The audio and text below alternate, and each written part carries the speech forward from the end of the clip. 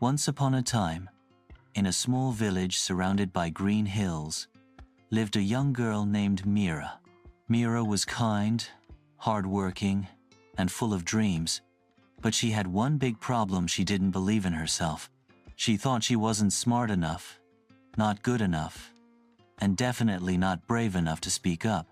Whenever she tried to talk in front of others, her voice would shake, her words would mix up, and she'd feel her face turn red. Why can't I speak like everyone else? Meera would think. She wanted to share her ideas, tell stories, and make friends, but her fear of making mistakes stopped her. The village school was having a big event soon, a speech competition where students would speak in English. Meera loved English, but the thought of standing on a stage made her stomach twist. What if I forget the words? What if people laugh? She worried. One day, while walking by the river, Meera saw an old woman sitting under a tree. The woman had a kind smile and eyes that seemed to know many secrets, and she was known in the village for her wisdom. Meera sat beside her, feeling a little shy but curious. "Why do you look so sad, child?" Amma asked gently. Meera sighed. "I want to join the speech competition, but I'm scared. My English isn't perfect, and I'm afraid I'll make mistakes. Everyone will think I'm foolish." Amma nodded, understanding. "Do you know the story of the little bird who learned to fly?" she asked. Meera shook her head, so Amma began. There was a tiny bird named Chiru, who lived in a tall tree. All the other birds flew high, soaring over the mountains, but Chiru was afraid. His wings felt weak, and he thought he'd fall if he tried. One day, a strong wind blew, and Chiru's nest fell to the ground. He had no choice, he had to try to fly. At first, he flapped his wings and fell. He tried again and fell again. But each time, he learned a little more. He noticed how the wind helped him if he moved his wings just right. Slowly, he started to glide, then soar. By the end, Chiru was flying higher than any bird in the forest. Do you know what made him fly? Meera thought for a moment. He kept trying? Yes, said Amma. But more than that, he believed he could. Confidence is like a seed. Plant it, care for it, and it grows strong. You don't need perfect wings to fly, just the courage to try. Meera felt a spark of hope. But how do I get that courage? She asked. Amma smiled. Start small. Speak to one person, then two.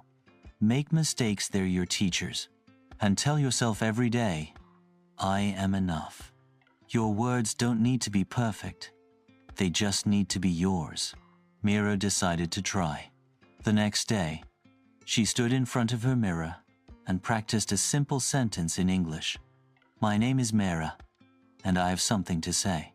Her voice shook at first, but she kept going. She said it again and again until it felt easier. Then, she tried it with her little brother, Arjun. He clapped and said, You sound great, Meera. That made her smile. Each day, Meera practiced a little more.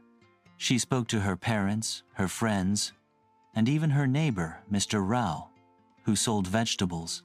At first, she stumbled over words, and sometimes she used the wrong ones. Once, she said kitchen instead of chicken, and everyone laughed, including her. But instead of feeling embarrassed, she remembered Amma's words. Mistakes are teachers. She laughed too, and tried again. As the speech competition got closer, Meera wrote a short speech about her love for her village, the green fields, the flowing river, and the people who made it special. She practiced every evening, sometimes alone, sometimes with her friends. She learned to take deep breaths to calm her nerves. She told herself, I am enough. Just like Amma said. The day of the competition arrived. The school hall was packed with students, teachers, and parents. Meera's heart raced as she waited for her turn. She saw other students speak confidently, and doubt crept in. "They're so much better than me," she thought. But then she remembered Chiru, the little bird, and how he kept trying. She whispered to herself, "I am enough." When her name was called, Meera walked to the stage. Her hands shook, but she took a deep breath and started. "Good morning, everyone," she said slowly. Her voice was soft at first, but as she spoke about her village, her words grew stronger. She described the river sparkling in the sun and the laughter of children playing in the fields. She made a small mistake, saying shining instead of shiny, but she smiled and corrected herself. The audience listened quietly, and some even nodded. When she finished, the room burst into applause. Meera's cheeks glowed, not from embarrassment, but from pride. She had done it. She didn't win the competition. Another student, Priya, took first place, but Meera felt like she had won something bigger. She had faced her fear and spoken her truth. After the event, Amma was waiting outside. "How do you feel, Meera?" she asked. Meera grinned. "I feel strong, like I can do anything if I try."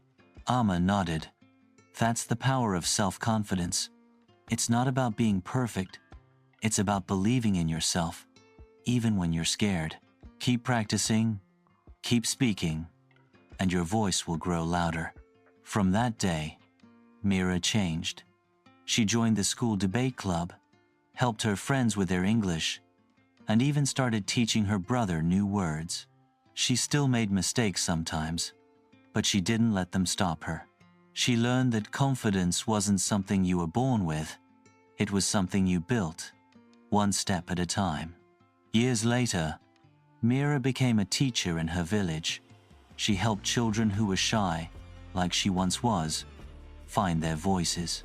She told them the story of Chiru, the little bird, and shared Amma's wisdom. "You are enough." Her students listened, practiced, and grew, just like she did. And Meera's village became a place where everyone's voice was heard, all because one girl learned to believe in herself. If you enjoyed the story, please hit the like button and share it with your friends. Don't forget to subscribe to our channel for more inspiring stories. Thanks for being with us. See you next time with fresh ideas and new lessons.